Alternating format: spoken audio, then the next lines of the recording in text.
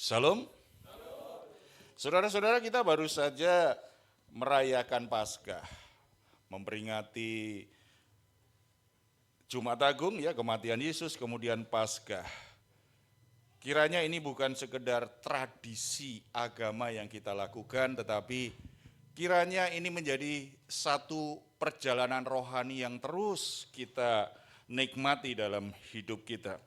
Saat ini saya ingin berbagi firman Tuhan. Seharusnya ketika orang sudah ditebus oleh darah Yesus Kristus, seharusnya ketika orang sudah mengalami kuasa kebangkitan Yesus, hidupnya pasti berubah. Amin. Harusnya, karena kita percaya bahwa kematian Kristus di atas kayu salib adalah karya penebusan yang sudah selesai, sempurna, tuntas untuk membayar segala dosa, kutuk dosa, kuasa maut yang dialami oleh manusia yang berdosa. Seharusnya kita mengalami itu perubahan hidup. Apalagi 3 hari kemudian Yesus bangkit dari kematian. Berarti kuasa dosa dan kuasa maut sudah dikalahkan oleh Yesus. Dan kita ada dalam Kristus harusnya menjadi pemenang-pemenang kehidupan. Tetapi seringkali prosesnya, jalannya tersendat-sendat. Berubahnya hanya 1 bulan pertama. Bulan kedua mulai masalah lagi. Atau 1 tahun pertama, tahun kedua jadi orang bermasalah. Kita ketemu ada begitu banyak orang. Kita tidak boleh menghakimi mereka belum percaya Yesus sungguh-sungguh. Kita tidak boleh menghakimi dia belum dilahirkan kembali dalam Kristus. Tetapi dalam perjalanannya kadang-kadang kita kaget.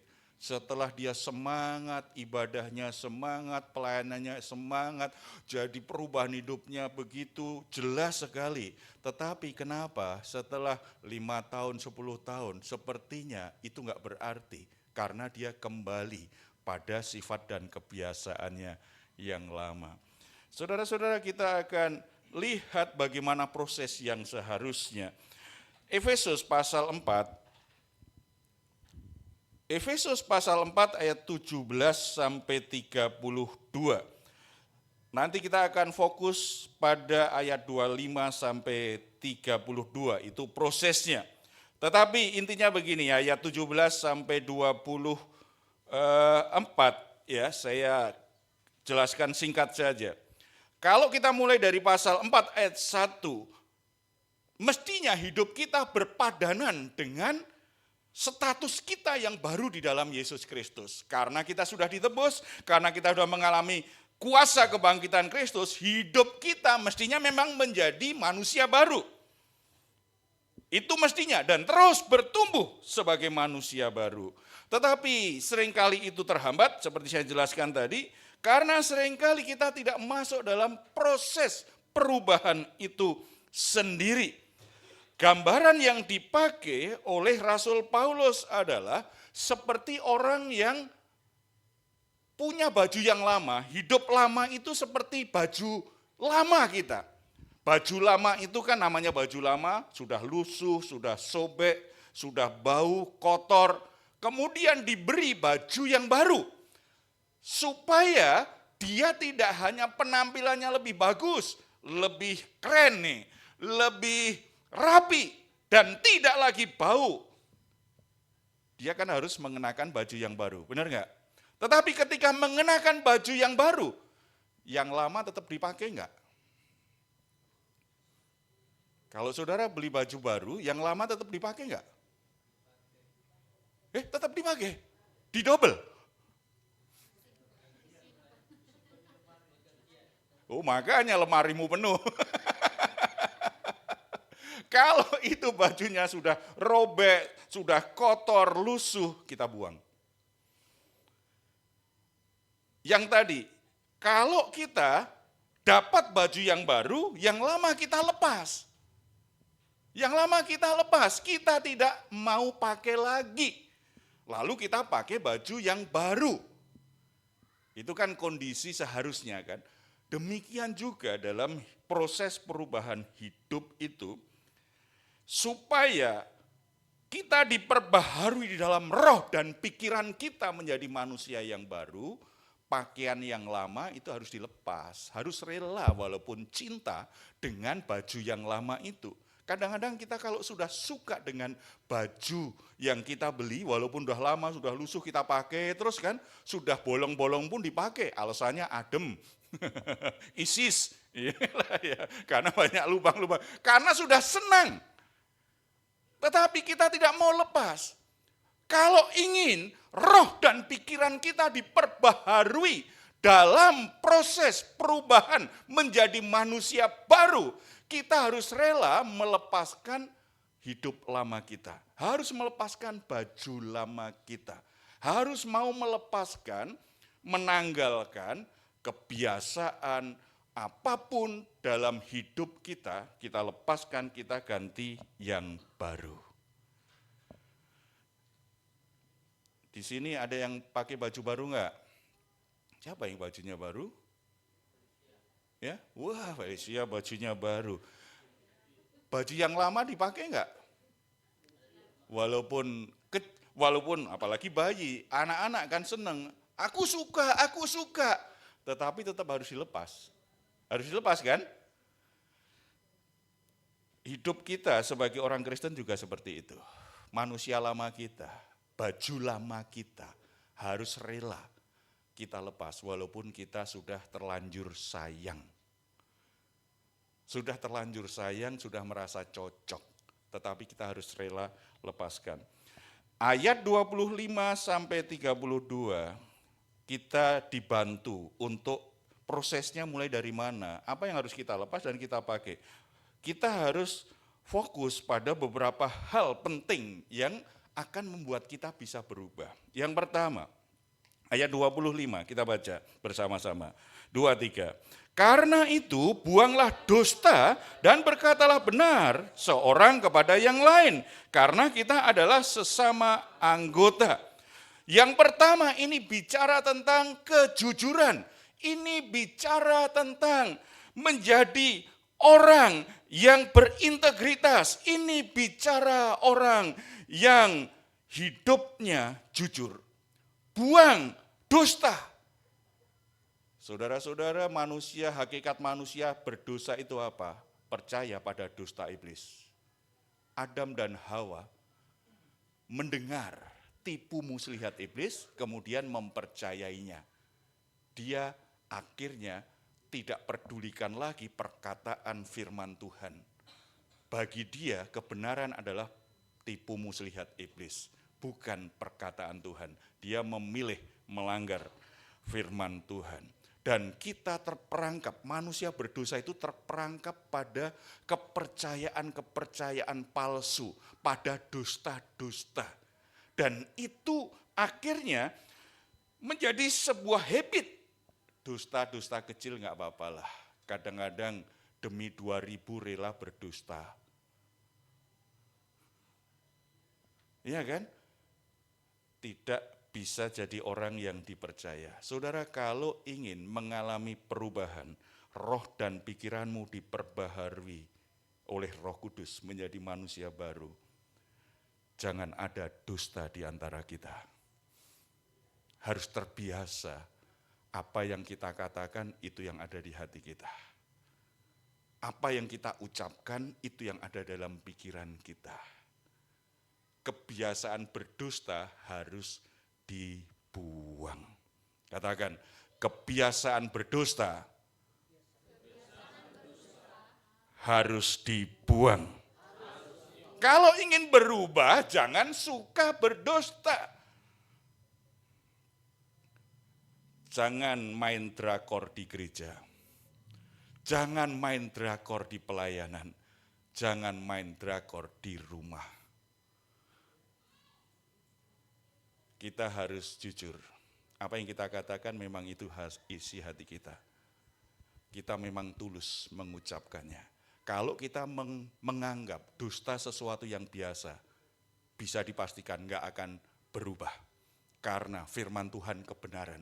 Dia tidak mungkin bisa diubah oleh kebenaran firman Tuhan. Kebiasaan-kebiasaan manipulatif nih.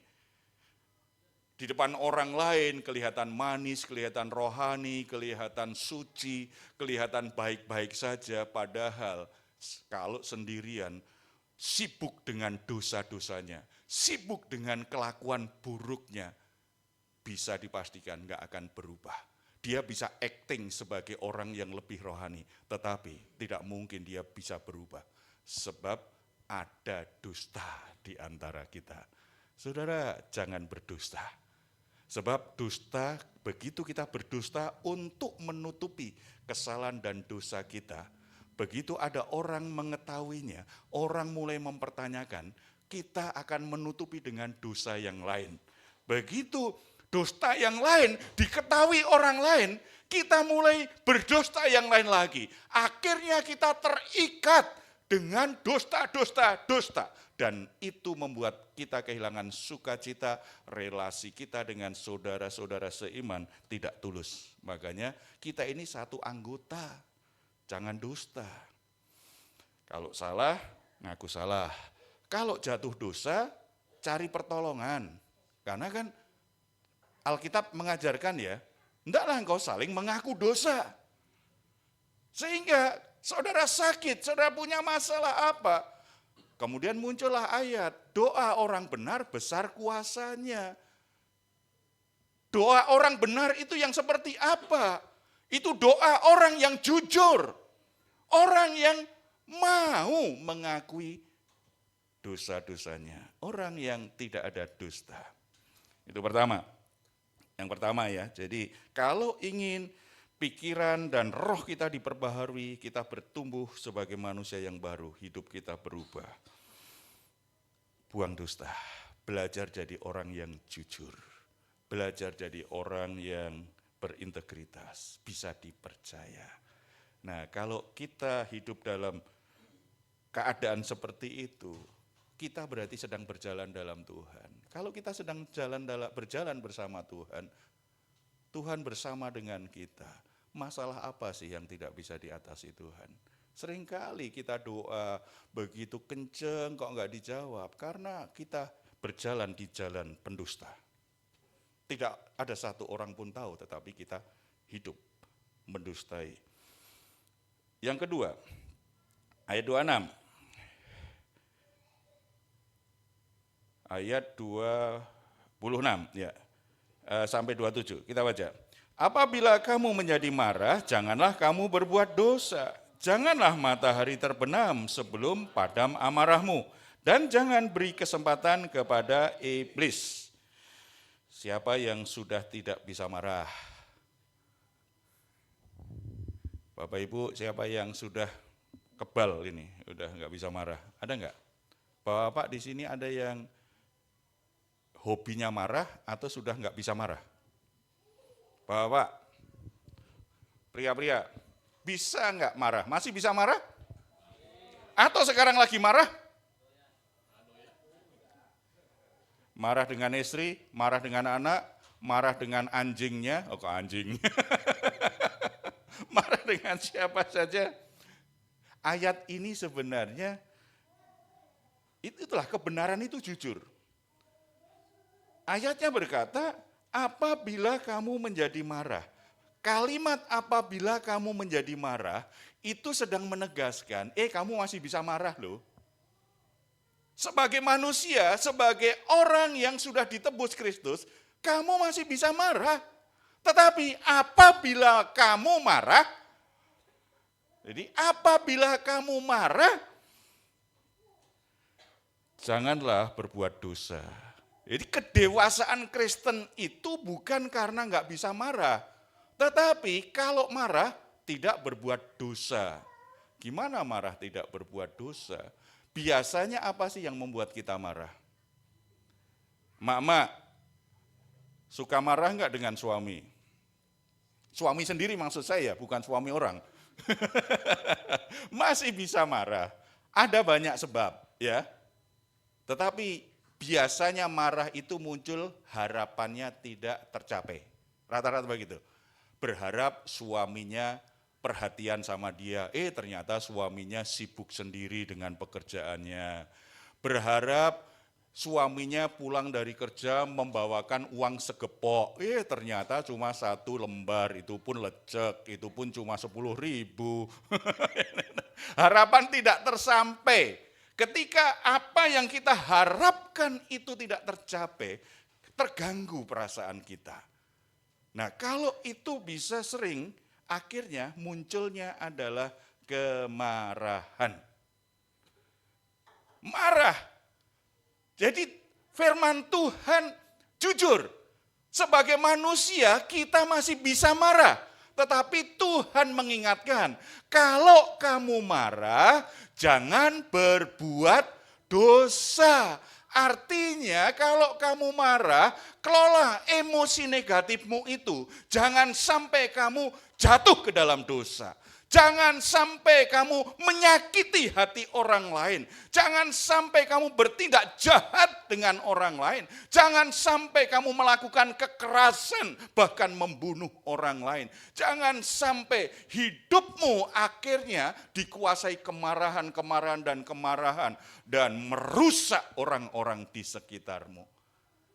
Kalau marah, jangan berbuat dosa. Ini latihan rohani yang sulit. Kalau kita mau lihat kedewasaan karakter orang, salah satu ngeceknya bagaimana dia menangani kemarahannya. Jadi kalau bicara marah, jangan berkata lebih baik kita semua bisa marah. Tetapi apakah kita bisa mengelola kemarahan kita? Itulah kedewasaan karakter kita.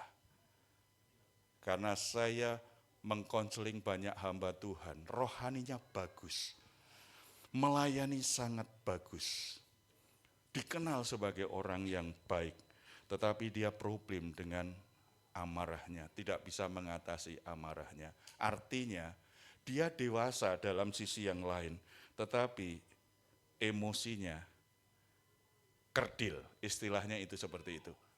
Emosinya kerdil, tidak bisa bertumbuh dengan baik. Harusnya seiring rohani kita tumbuh, emosi kita tambah sehat, mental kita tambah sehat. Nah, kalau kita semakin dewasa dalam Tuhan, iman kita tumbuh, sementara emosi kita kok tetap bermasalah. Ada masalah di sini nih. Ada masalah di sisi itu. Makanya yuk kita cek masing-masing. Bagaimana saya menangani kemarahan kalau saya lagi marah.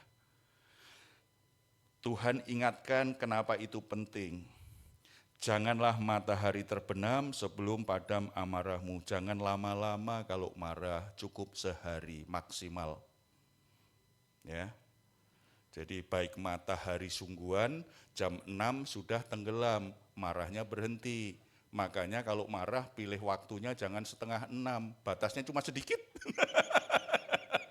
Tetapi yang membuat jengkelnya sudah setengah 6 sih. Makanya bilang, ya ibu-ibu atau bapak-bapak gitu. Jadi kalau istrimu berulah dan membuat marah, kasih tahu, lain kali kalau kamu bersikap seperti itu mau buat aku marah, jangan setengah 6 pagi boleh. Supaya ada banyak waktu mengelola. Ini bicara pentingnya pengelolaan. Ini bicara tentang manajemen mengelola kemarahan. Penting, karena kita masih punya emosi, masih bisa marah. Tetapi kan Tuhan ingatkan kalau marah matahari tenggelam berhenti ya. Artinya kelola dengan baik supaya kita tidak dikuasai kemarahan. Kami di sekolah pemulihan kan banyak membahas tentang kemarahan. Orang marah itu tidak hanya merusak relasinya, tetapi merusak dirinya sendiri. Kalau orang dikuasai kemarahan, jiwanya sakit, tubuhnya sakit, rohaninya sakit. Kalau lagi marah sebenarnya kita nggak mungkin bisa memiliki kedekatan dengan Tuhan. Walaupun kita masih berdoa. Walaupun kita masih melayani, bahkan mungkin seperti saya masih khotbah, tetapi kalau ada kemarahan, sebenarnya saya nggak bisa dekat dengan Tuhan. Rohani saya bermasalah kalau saya dikuasai kemarahan. Makanya Tuhan ingin selesaikanlah. Oke ya, matahari tenggelam kamu berhenti. Supaya kamu bisa istirahat dengan baik. Ketika kita punya waktu istirahat yang baik, itu waktunya Tuhan memulihkan segala sesuatu dalam hidup kita itu. Tenaga kita terkuras karena kerja, karena aktivitas. Ketika kita bisa istirahat dengan baik, sel-sel yang rusak, kemudian fungsi jantung, organ-organ tubuh yang lain, itu di-refresh oleh Tuhan. Nah, kalau kita menyimpan kemarahan sampai malam nggak bisa tidur, benar nggak? Ibu-ibu kalau lagi marah bisa tidur nyenyak nggak?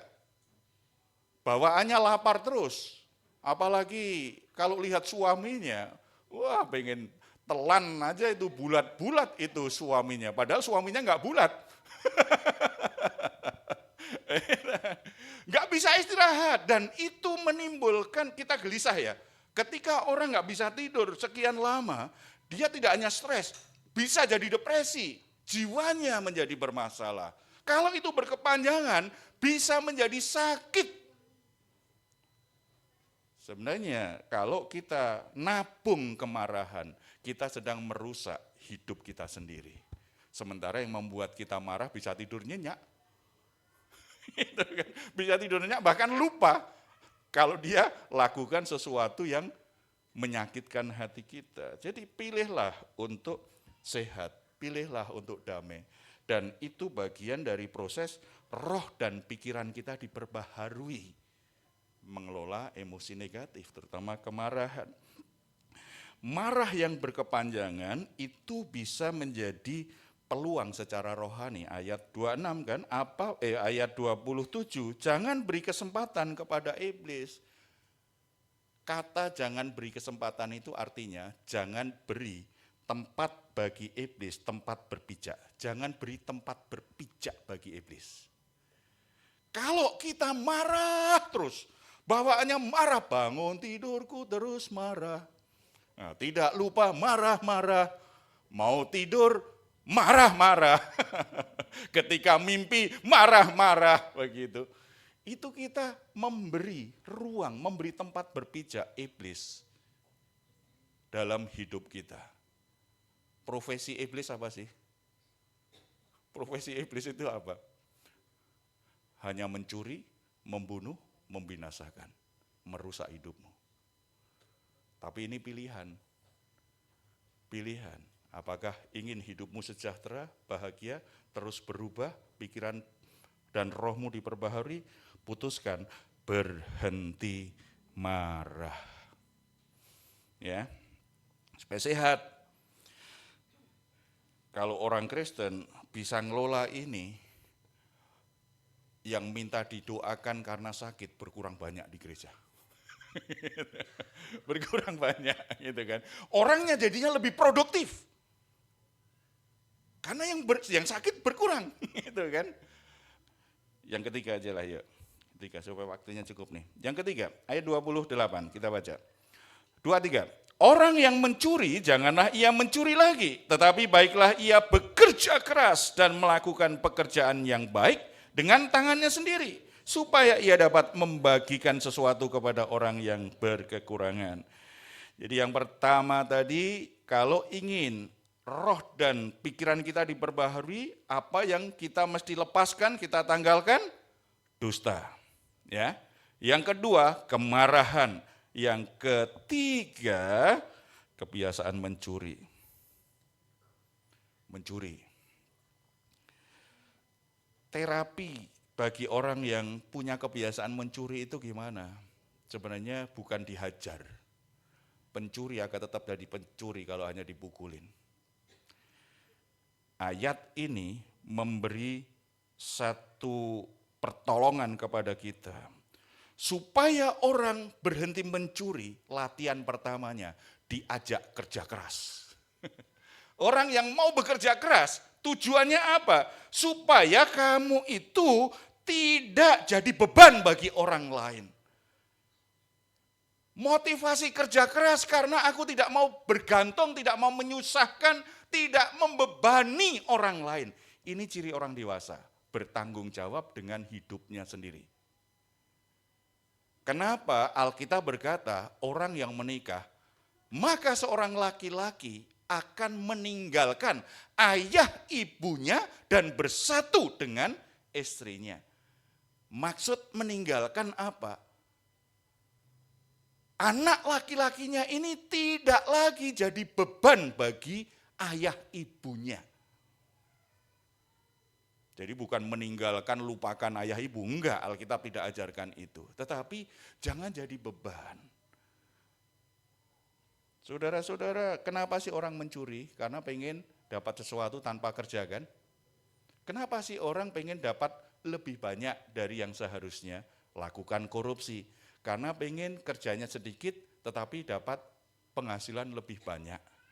Kenapa orang menipu dengan berbagai macam cara untuk mengambil yang bukan miliknya? Karena pengen cari cara gampang untuk dapat duit. Mengapa orang mencuri istri orang lain? Karena nggak perlu proses yang sulit.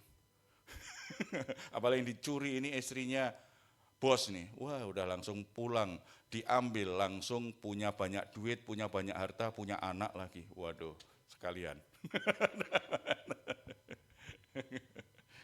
Enggak ya, jadi saudara-saudara, kebiasaan mencuri itu akan hilang, dorongan ingin mencuri itu hilang kalau orang dilatih bekerja keras.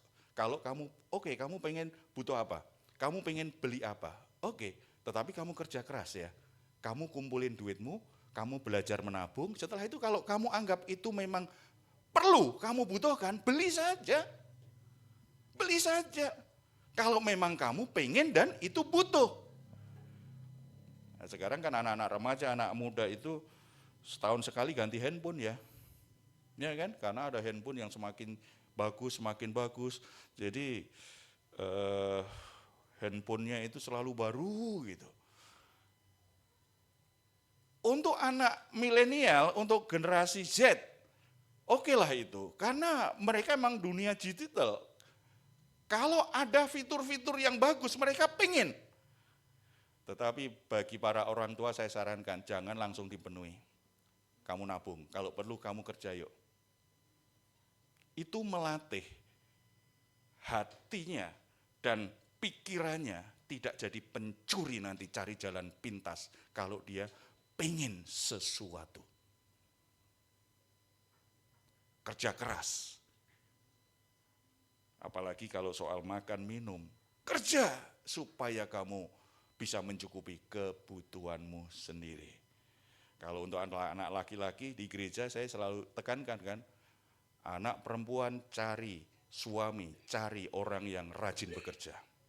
Jangan cari pria yang ganteng saja. Ganteng tidak membuat bahagia, hanya kelihatan indah di foto saja. Kalau kita mau posting di medsos kita. Tetapi kebahagiaan kita tidak ditentukan foto itu, tetapi ditentukan kualitas pasangan yang kita nikahi. Kualitas seorang pria yang dibutuhkan untuk membangun rumah tangga yang bahagia, yang kuat. Seorang pria yang berani kerja keras untuk memenuhi kebutuhannya sendiri. Kalau punya anak laki-laki perlu diajar untuk berani kerja keras. Saya cerita di gereja, anak saya 3 laki-laki, saya bilang, saya membiayai kalian sampai umur 25 tahun. Kecuali kalian mau kuliah, oke kita masih support. Tetapi kalau nggak mau kuliah lagi, tidak boleh jadi beban orang tua. Tetapi sebelum menikah, boleh tinggal di rumah. Coba anak saya yang tertua berkata, kalau begitu saya kos saja ya Pak. Oh belum, selama kamu belum nikah, boleh di rumah sini. Tetapi kalau sudah nikah, juga tidak boleh sama papa mama. Sedang mengajar seorang pria yang punya integritas, yang punya tanggung jawab untuk hidupnya, supaya dia nanti bisa bertanggung jawab terhadap istri dan anak-anaknya. Kalau terhadap diri sendiri aja nggak bertanggung jawab, gimana dia bisa bertanggung jawab terhadap anak orang? Yang dinikahi kan anak orang itu, bukan anak kucing. Dia butuh makan, dia butuh banyak hal. Kalau dia punya anak, dia butuh biaya. Bagaimana kalau ayahnya malas kerja? Tidak tanggung jawab dengan hidupnya. Ya kita ketemu banyak kasus keluarga, bahkan ada yang akhirnya cerai karena apa? Suaminya itu korban iklan, suaminya ganteng kali, tetapi malas sekali, tidak bertanggung jawab. Dia kerja untuk diri sendiri, tidak peduli istri dan anaknya makan apa. Yang penting aku dapat duit, aku bisa apa yang aku inginkan. Jangan ya, jangan dek ya. Jangan dek ya, ya yang perempuan-perempuan ya. Ada yang belum nikah perempuan? Oh cuma kelahirin yang belum, sama Intan. Ya, tapi bagi laki-laki jadilah pria yang berani kerja keras. Kalian dewasa, salah satu ukurannya, kalian tidak jadi beban orang tua. Caranya gimana? Kerja, cukupi kebutuhanmu. Dalam kondisi tertentu mungkin nggak cukup, orang tua nggak mungkin sih lepaskan. Tetapi setidaknya dari pribadi kita, memang ada semangat bertanggung jawab untuk diri sendiri. Kalau kurang, ya masih ada orang tua pasti akan membantu. Tetapi bukan dari orang tua yang diandalkan. Enggak, ya. Harus kerja keras. Dan Tuhan memberi arah bekerja itu ternyata tidak hanya untuk diri sendiri. Kita baca lagi kalimat terakhir. Supaya ia dapat membagikan sesuatu kepada orang yang berkekurangan. Ini kualitas karakter nih. Pekerjaan itu mestinya akan memperbaharui etos kerja kita. Pikiran dan roh kita diperbaharui karena kita mulai belajar bertanggung jawab dengan hidup kita sendiri. Kita menikmati dari hasil yang kita perjuangkan. Kita tidak menjadi beban bagi orang tua, bagi orang lain. Terus menerus dan ada tujuan. Tuhan berkati aku, apa yang aku kerjakan Tuhan berhasil, supaya aku bisa mencukupi kebutuhanku, sekaligus dari berkat Tuhan, saya bisa jadi berkat bagi orang lain. Amin. Kadang-kadang hanya slogan orang Kristen itu, diberkati untuk memberkati, tetapi pelitnya minta ampun. Kalau mau ibadah di gereja, buka dompet, duit yang dipilih untuk persembahan kira-kira yang paling besar atau paling kecil. Saudara yang tahulah, saya nggak mau kepo soal dompetmu. Tetapi kita jujur, kadang-kadang kita agak berat untuk melepaskan yang Tuhan sudah berikan dalam hidup kita. Ayat ini mengubah cara berpikir kita.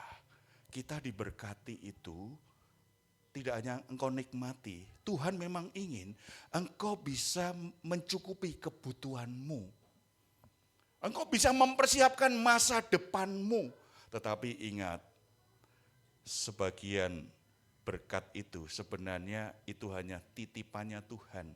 Ada orang yang membutuhkan, aku ingin jadikan kamu saluran berkatku untuk orang itu. Dia sudah berdoa berbulan-bulan untuk masalah hidupnya, untuk kebutuhannya, tetapi belum juga selesai. Aku menjawab dia melalui kamu, makanya aku berkati kamu lebih nih. Karena aku titipkan ke dia, sebab kalau urusan duit, Tuhan kan gak bisa kirim dari surga, di surga gak ada percetakan uang. Kalau bicara materi, bicara uang, Tuhan pasti pakai orang lain. Tuhan pasti pakai orang lain. Saya dengan teman pendeta mau mission trip. Kita sama-sama bokeh. Jadi kita survei sama-sama bokeh. Tetapi saya bilang, Pak yakin mission trip ini kita udah doakan lama, yakin Tuhan memang ingin kita mission trip. Yakin, ya udah kalau gitu jalan. Tetapi kita kurang nanti pulangnya gimana? Jadi duitnya hanya cukup sampai ke tempat mission trip, survei. Pulangnya gimana? Saya juga nggak tahu. Dia juga jawab, wah saya juga nggak tahu nih gimana Pak Heru. Tetapi yakin nggak kita? Kalau kita yakin kita jalan ya Pak ya. Tetapi jangan ditiru, itu kita harus berpikir sesuai dengan ukuran iman. Waktu itu aku sangat yakin sekali dengan imanku. Berangkat. Ya. Dan iman istriku juga yakin, pergi aja Pak. Nah kalau istri sudah pergi aja berarti siap lapar juga dia. Tapi luar biasa. Mulai itu kan ke Jawa Tengah. Masuk Semarang, istirahat kita. Habis Semarang. Setelah itu habis Semarang, berarti mana itu ya? Ungaran. Mampir dulu Pak, kita ke ini yuk, rest area kita ini dulu, istirahat sama ke toilet dulu. Saya lihat ada ATM, saya coba, siapa tahu kan. Ternyata begitu buka, ada yang transfer barusan. Saya langsung bilang, Pak kita bisa pulang. Itu ukuran iman. Ya, maksudnya begini, kan butuh orang. Kami berdoa dan ini pekerjaan Tuhan loh. Kita doakan sungguh-sungguh ingin memberkati gereja-gereja di desa. Kita terbatas, tetapi karena kita berdoa kita yakin Tuhan berkehendak tentang hal ini, Tuhan kita yakini tidak mungkin tinggalkan kita. Tidak mungkin, cuma kadang-kadang jadi sulit. Ada orang yang diberkati Tuhan, nahan berkat itu padahal sebagian yang ada di rekeningnya itu titipan Tuhan untuk tim kita ini. Tetapi dia nahan, sehingga tim ini jadi tersendat. Tetapi apakah Tuhan kehilangan cara? Enggak juga. Kalau ada satu orang nahan berkat, Tuhan akan pakai yang lain. Sebab bagi Tuhan, Tuhan bekerja bisa pakai siapa saja. Itu prinsipnya ya, itu prinsipnya. Itu. Jadi saudara-saudara kalau bekerja keras, kemudian saudara diberkati, ingat, ada bagian dari berkatmu itu, titipan Tuhan untuk seseorang yang sedang mengalami kesulitan. Jangan nunggu jadi miliarder dulu. Jangan. Kalau saudara sudah diberkati, Tuhan belajar saja, belajar. Kadang-kadang bukan kita yang menuai, tetapi kita punya anak, kita punya cucu. Itu bisa menuai apa yang kita tabur. Ya. Lanjut. Jadi yang kedua soal kebiasaan mencuri harus ditanggalkan ya. Belajar bekerja keras. Kalau ingin berubah, mau kerja keras. Yang keempat, ini soal perkataan. Ayat 29 kita baca. Janganlah ada perkataan kotor keluar dari mulutmu, tetapi pakailah perkataan yang baik untuk membangun, di mana perlu supaya mereka yang mendengarnya beroleh kasih karunia. Saudara-saudara, kalau kita belajar Yakobus, dikatakan di sana, kalau kamu ingin cari sempurna, coba cek perkataannya. Kalau perkataannya sempurna, orang sempurna ini. Dan di dunia ini hanya satu pribadi yang perkataannya tidak pernah salah, tidak pernah bohong, dan benar-benar satu kebenaran, namanya Yesus Kristus. Kalau manusia biasa, kadang-kadang orang melayani pun kata-katanya bisa menyakitkan. Orang-orang yang kelihatan rohani pun kadang-kadang bisa salah lidah, ngomong yang enggak benar. Di sini diingatkan, jangan ada perkataan kotor keluar dari mulutmu. Dengan kata lain, buang perkataan kotor. Itu bukan baju barumu, baju lama itu. Perkataan kotor itu harus dibuang. Jangan lagi keluar dari mulutmu. Perkataan kotor itu berarti bicara ya yang kotor-kotor, yang kasar, yang mencaci maki, yang menghakimi orang lain, yang menyakiti hati orang lain. Tetapi pakailah perkataan yang baik. Perkataan yang baik bukan sekedar perkataan yang basa-basi.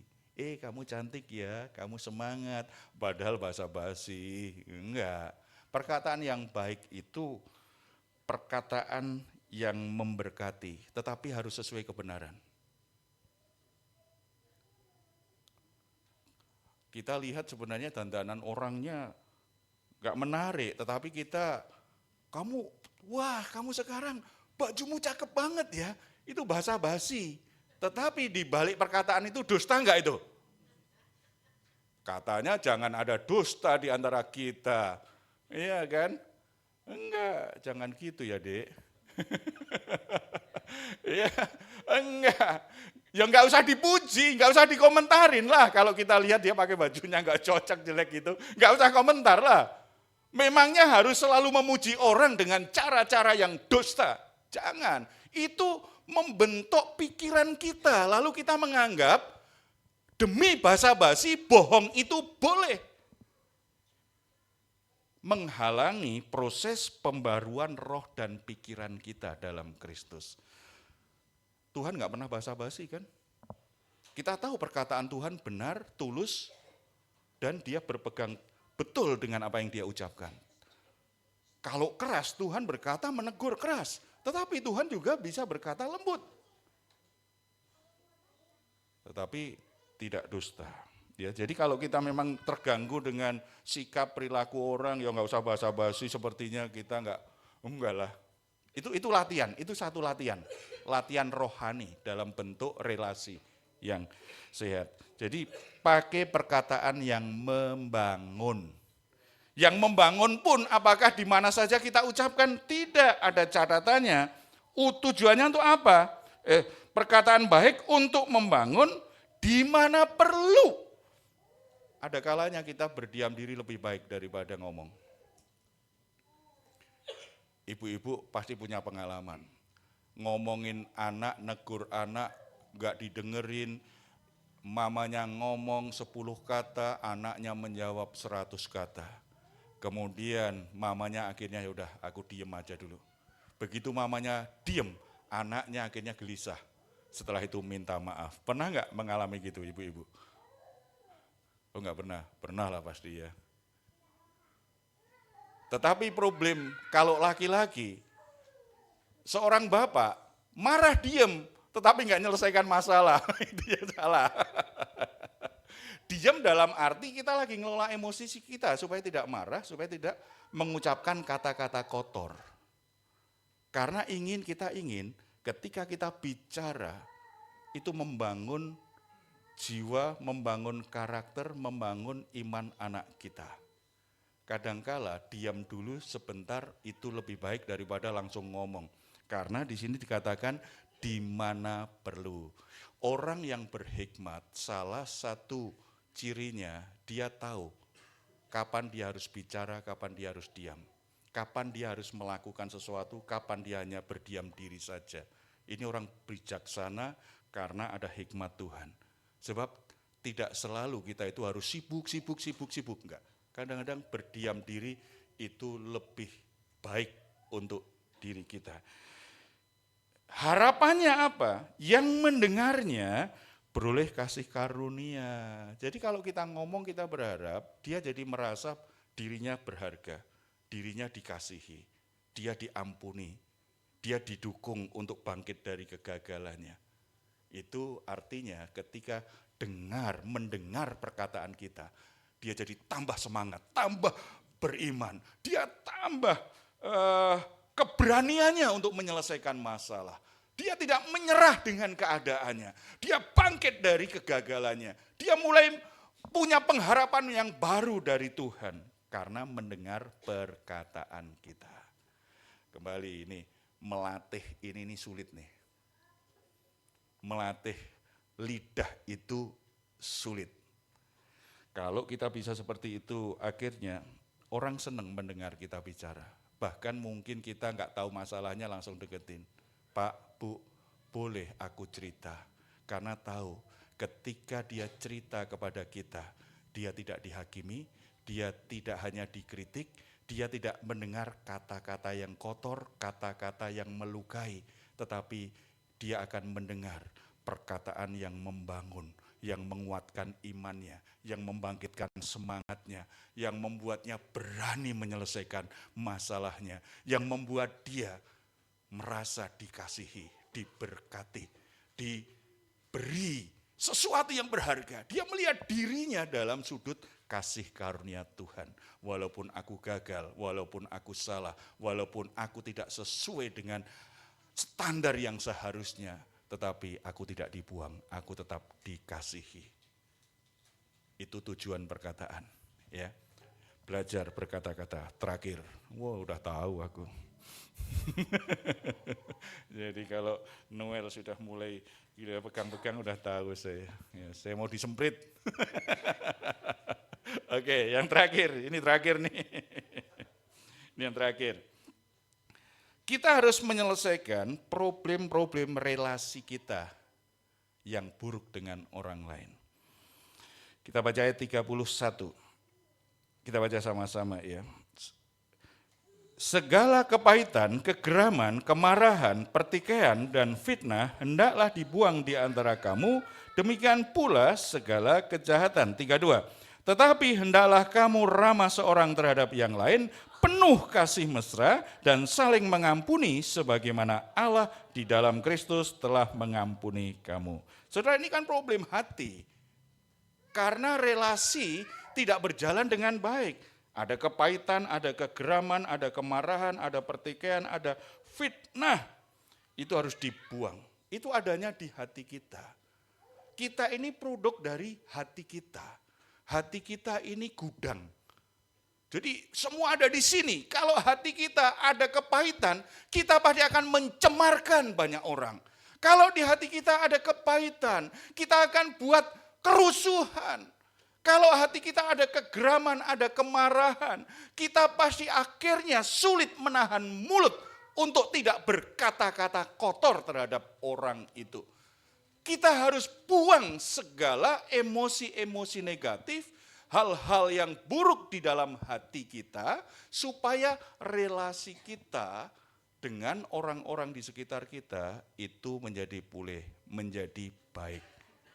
Di sini ada catatan, kalau kita mempertahankan hal-hal itu di hati kita, kita mendukakan Roh Kudus. Padahal kita tahu Roh Kudus yang berdiam di hati kita itu akan memperbaharui manusia batiniah kita dari dalam.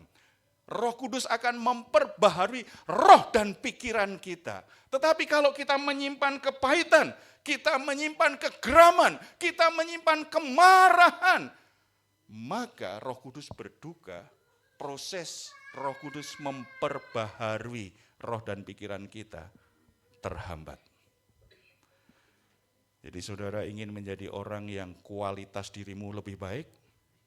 Saudara ingin diperbaharui Tuhan hari demi hari? Saudara berjuang sulit, tetapi ikutin saja proses Tuhan.